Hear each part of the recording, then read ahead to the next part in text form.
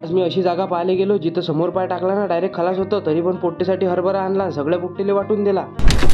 आज सकाळीच मला दादानं कॉल केला, काय रे म्हणे कामात आहे का? मी नाही, चल म्हणे आपण थोडंसं बाहेर नेऊ म्हणे. सांगत जा मला की थोडंसं म्हणे देवधर्माचे काम करायला लागते म्हणे, कारण की पुण्य साळवे येतात म्हणे. आपण एवढे मोठे पाप करू राहिलो तर मी दादा तू आता पाप नाही केले पण म्या पाप केले असेल म्हटलं. तर मला दादा विचारजा कसे मी एवढे मोठे ब्लॉग मध्ये पोट्टे घेतो त्याला खराब वाटत असेल म्हटलं. अबे खराब नाही, फेमस आहेत म्हणे तो ना ते. तसंच समोर पाहतो तर डायरेक्ट खैस होती. याच्यातून जर पडलो खलासच आहे. तेवढ्यात पाहतो ते देवपूजा झाली आणि नारळ वगैरे फोडला आणि घेतला आपण प्रसाद. तसंच घरी आलो मी. घरी आल्यावर पाहतो तर बगळा होता. लोक कोंबड्या हाकत असेल, मी तर बगळा हाकतो. आणि दुपारचं सगळं झालं गोष्टी आणि निघालो आम्ही थोडेसे बाहेर. तुमच्या मनात विचार आला असेल की हा किती हिंडते. अभि हिंडत नाही, वावरात चाललो होतं कामासाठी. येता हरभरा दिसला, कारण की आता इतक्यात हरभरे भरणं चालू झालेले आहे. लागलीच होती तेवढ्यात ह्या वर्षातला पहिला हरभरा खाऊन घेतला. हरभरा तर भल्ला गोड होता पण याला खार होती. घरी आल्यावर धुवून घेऊ म्हटलं. पाहिलं तर बाजारात आलो, तसं बाजारातला नळ सुरू होता. ते लहानपणचे दिवस आठवले मला. हरभरा खासाठी झटकत जाऊन देत जाऊ, तसंच लहान लेकराला देऊन दिला आणि खुश झाले. जर तुम्हाला व्हिडिओ आवडला असेल तर फॉलो करून घ्या.